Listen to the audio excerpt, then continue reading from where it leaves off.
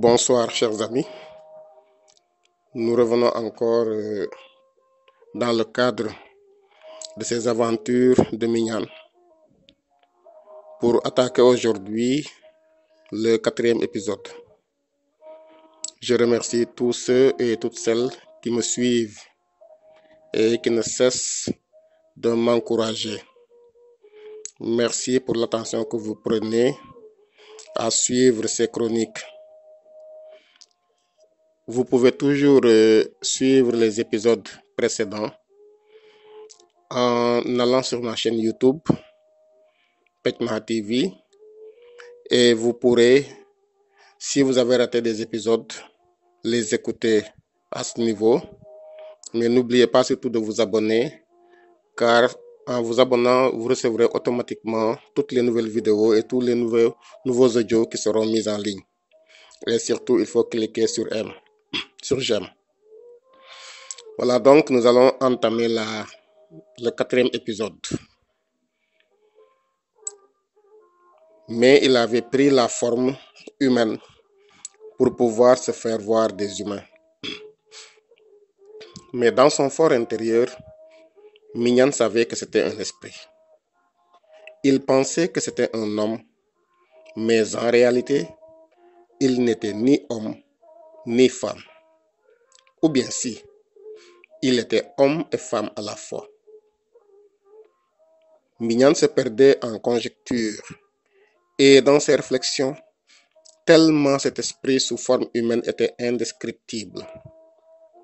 Il ou elle avait tous les attributs d'un homme et d'une femme, et en même temps n'en avait aucun. Cet homme était vraiment conforme à l'image qu'il se faisait du dieu Rogsen. À l'arrivée de l'homme, qui était fort et dégageait une telle grâce qu'il hypnotisait tout ce qui était autour de lui, l'assemblée des animaux se leva comme une seule bête.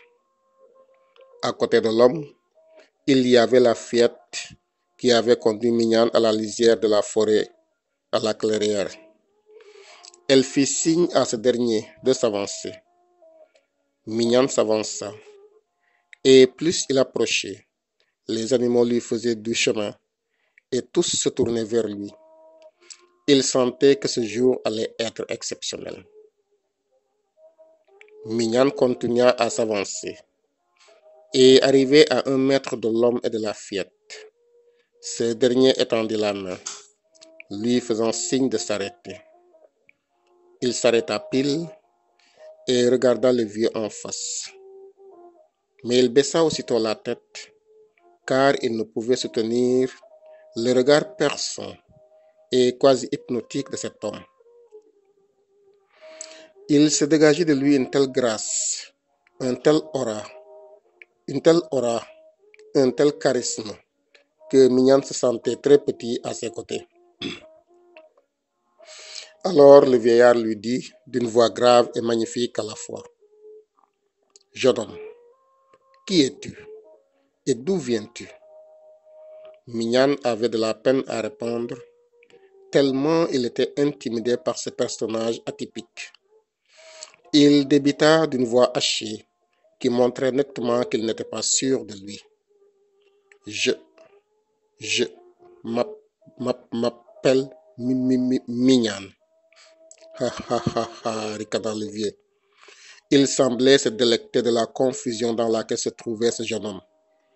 Alors il lui dit: « Pourquoi as-tu peur? De quoi as-tu peur? De moi ou de l'inconnu? Parce que tout simplement tu ne sais pas ce qui t'attend? Tu as raison d'avoir peur, jeune homme. Mais le problème pour toi, c'est que l'objet de ta peur en ce moment est imaginaire. Tu as peur de moi et de l'inconnu. Or, moi je n'existe pas parce que je suis.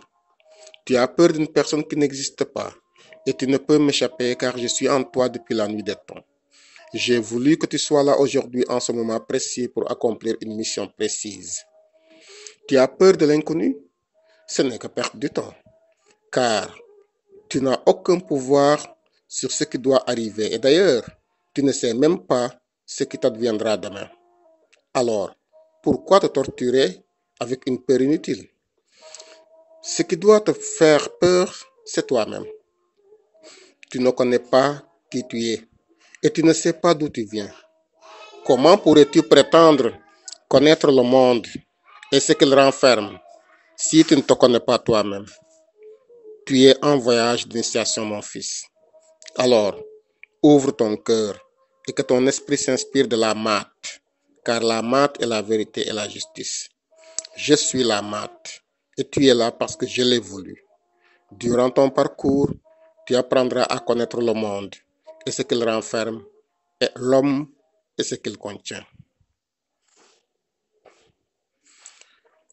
Vois-tu, mon fils, j'ai accompli 4 bonnes actions à l'intérieur du porche de l'horizon. J'ai créé les 4 vents afin que chacun puisse respirer dans son environnement.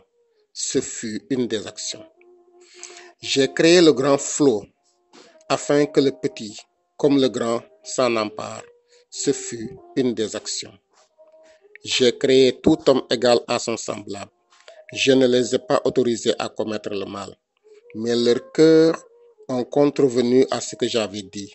Ce fut une des actions. J'ai fait que leur cœur n'oublie pas l'Occident, afin de faire des offrandes divines aux dieux des noms. Ce fut une des actions. J'ai créé les dieux de ma sœur et les hommes des larmes des yeux. Les hommes sont les larmes de mon œil. Les larmes, c'est ce que j'ai produit à cause de la colère suscitée contre moi. Les hommes appartiennent à la cécité qui est derrière moi. Le Dieu Chou sait faire vivre celui qui est dans l'œuf, dans chaque ventre, à savoir les hommes qui sont issus de mon œil que j'ai envoyé contre eux.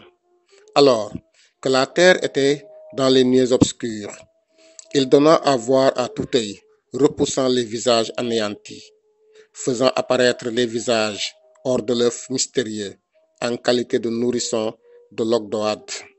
Il a construit les hommes à partir des larmes de son œil, et il a préparé ce dont avaient besoin les dieux. Mon fils, sache que chaque individu compte en lui une dizaine de composantes matérielles et immatérielles qui l'intègrent dans la sphère terrestre du sensible et dans la sphère impalpable des dieux et ancêtres. Après la mort, grâce à ces composantes éthérées, l'individu peut espérer une survie posthume dans la tombe et une existence immortelle auprès des puissances surnaturelles qui règlent les phénomènes cosmiques. La conservation du souffle de vie est cependant conditionnée par le respect, la vie durant, des principes de la maths, qui est la vérité, justice, et par la maîtrise efficace de la magie Eka. Cette dernière est à la fois une puissance intérieure et un savoir livresque qui permettent aux humains de s'assimiler aux dieux.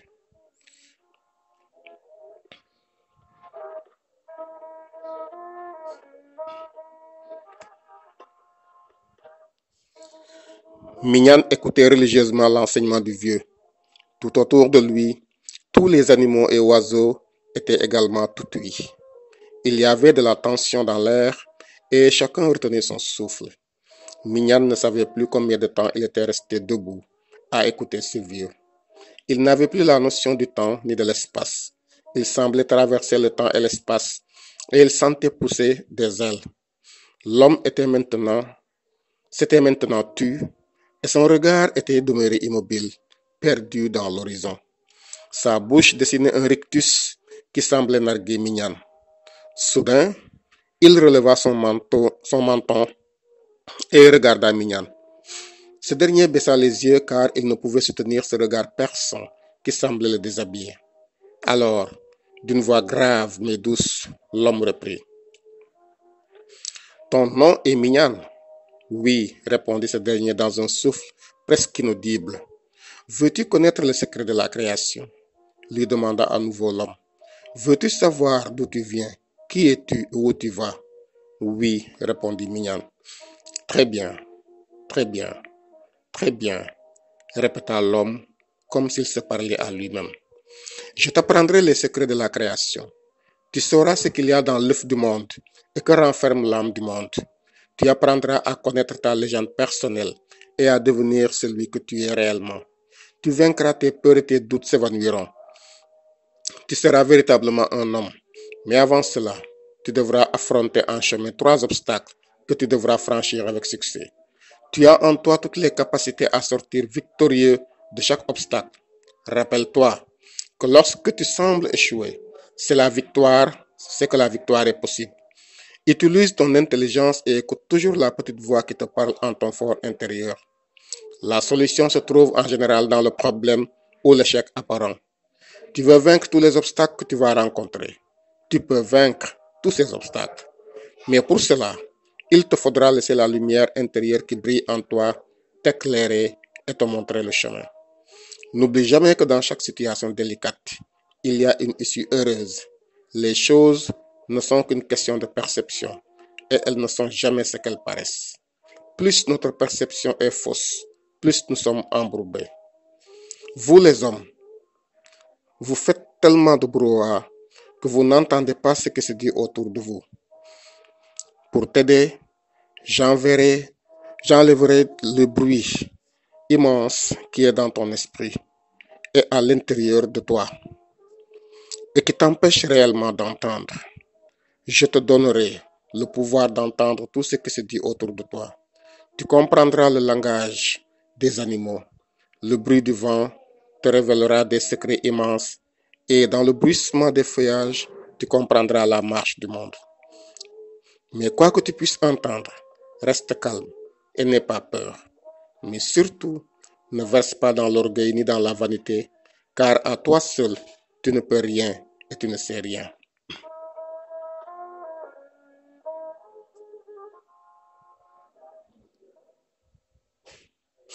Aussitôt dit, l'homme souffla sur Mignan et celui-ci sentit comme une grande force s'emparer de lui. Il lui semblait qu'on avait ôté un voile de ses yeux et que ses oreilles étaient débouchées. Il voyait tout ce qui l'entourait maintenant différemment. Il leva la tête, mais l'homme avait disparu ainsi que tous les animaux qui l'entouraient. Il demeurait seul au milieu de la clairière. Il demeura statique un bon moment. Il ressassait tout ce qu'il avait vécu depuis ce matin. Il s'était passé beaucoup de choses et il avait du mal à comprendre tout ce qui lui arrivait. Il ferma les yeux un instant, inspira profondément et se résolut enfin à continuer son chemin. D'un pas ferme, il suivit la piste qui s'ouvrait devant lui et commença à s'avancer au milieu de la forêt. Le soleil commençait à chauffer doucement et il sentait les rayons lui brûler le dos. Une sueur chaude commença à perler de son front. Il l'essuya avec son index plié et son esprit commença à divaguer comme il en avait l'habitude. Lorsqu'il était en marche, les souvenirs revenaient toujours dans l'esprit de Mignan. Il ne savait pas pourquoi, mais il pensait présentement à l'amour de sa vie, à Adam. Il ne sait plus depuis combien de temps il ne l'avait pas vue. Depuis qu'elle est partie sans raison, elle n'est jamais revenue. Mais Mignan ne l'a jamais oubliée, car il souffrait encore de cette séparation.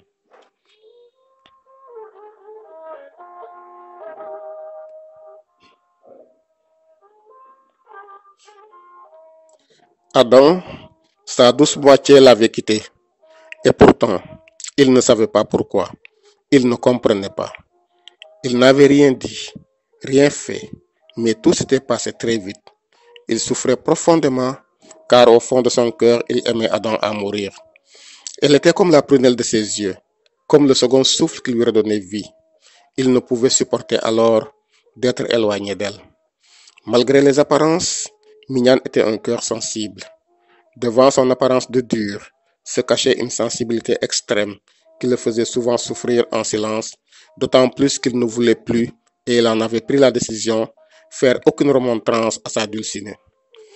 Il allait désormais la laisser penser comme elle veut, parler comme elle veut et aller où elle veut.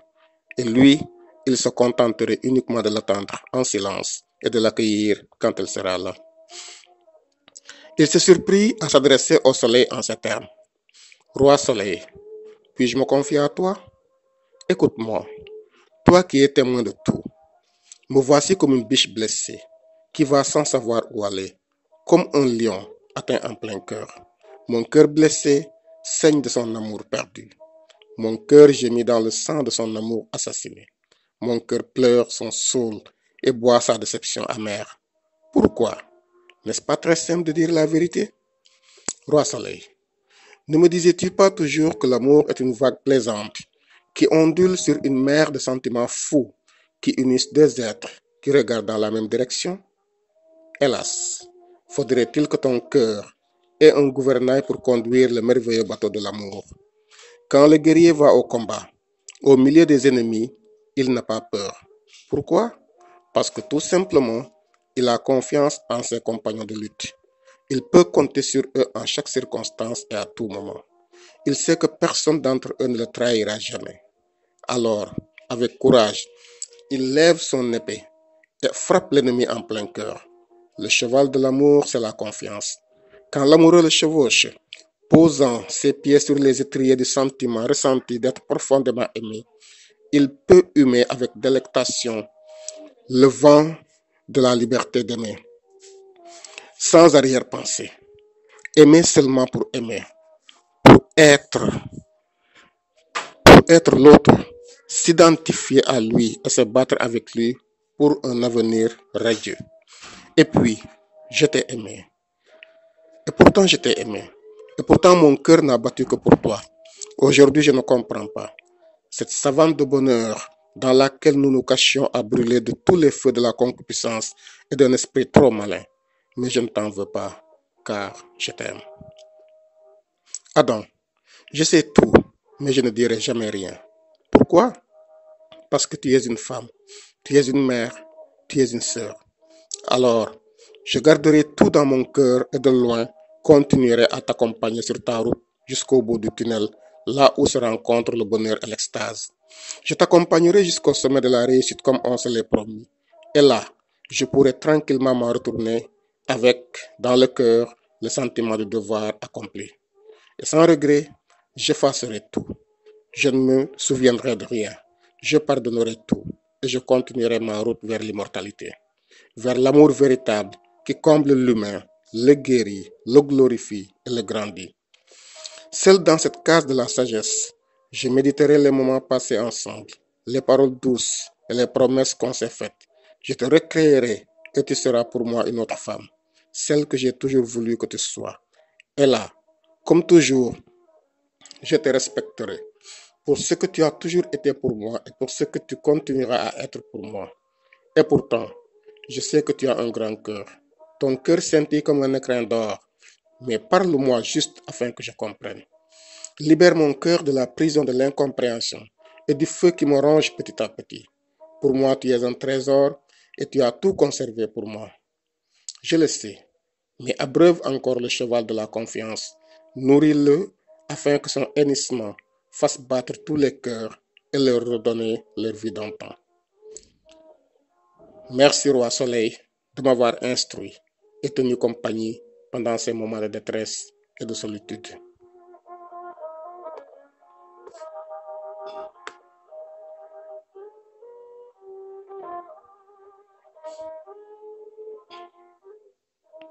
Mignon, tous ses sens en éveil, se trouva une âme poétique et toutes ses pensées se tournèrent vers sa dulcinée, Adam. Où donc pouvait-elle se cacher? Le cœur triste, l'âme en lambeaux, il se surprit encore une fois à parler à Adam comme si elle était à côté. Mais oui, elle était à côté d'elle. Car comme on le dit souvent, loin des yeux, près du cœur, Adam n'était pas près de son cœur, mais dans son cœur. Elle faisait partie d'elle. Mignane se surprit à débiter des vers de la très belle chanson de Pama intitulée Déclaration. mbëggeel refrain la vagu géej la Dakar dem di dikk la misigu demb moom la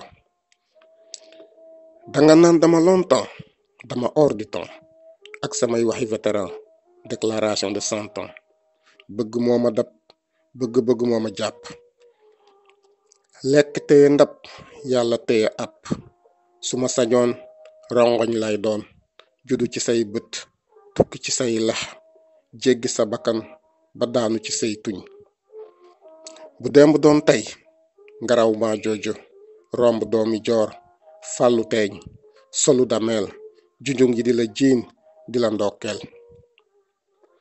xoolal géej lu mu yaatu am na boroom xoolal guddi lu mu gudd am na boroom boo gëstoo xool ma xam ne sama xol yaa ko moom. bu mbëggeel doon poison kon tey jii ma wuyu sama boroom. balaa may dem sama yoon dinaa la wax lu ma waxul sa morom. su ma tëddee di la gént su ma xippee di la xalaat yow la sama xel faale sama xol tànn la. duma ko kafaale mbëggeel duma ko fooye mbëggeel. mbëggeel refrain la vagu géej la. Dakar dem di dikk la musigu demb moom la. duma ko kafaale mbëggeel duma ko fooye mbëggeel. Mignane se tut. Il avait les larmes aux yeux, comme si les vers qui sortaient de sa bouche s'étaient liquéfiés dans ses yeux. On pouvait sentir qu'il souffrait réellement. Il inspira longuement. L'air de la forêt lui faisait du bien. C'est comme si tous ses sens étaient en train de régénérer au contact de ce froid. Une agréable sensation l'envahit qui contrastait beaucoup avec le désespoir intérieur dans lequel il était. Il était toujours à la recherche de son âme sœur, sa bien-aimée, celle qui fait palpiter son cœur rien qu'à sa vue. Où pouvait-elle bien être? Ah, que la vie pouvait être cruelle parfois. Adam était parti sans un mot, sans avertir et sans crier gare. Il ne savait pas où est-ce qu'elle était, ni même si elle était vivante. Mais ce qui le torturait le plus, c'est qu'il ne savait pas pourquoi elle l'avait quitté. Voilà donc, chers amis, nous allons nous arrêter là pour ce 4e épisode et nous continuerons la prochaine fois avec le 5e épisode. Nous disons donc un merci à tous de nous avoir suivis et nous vous donnons rendez-vous la prochaine fois. Bonne fin de soirée à tous et à toutes. Merci.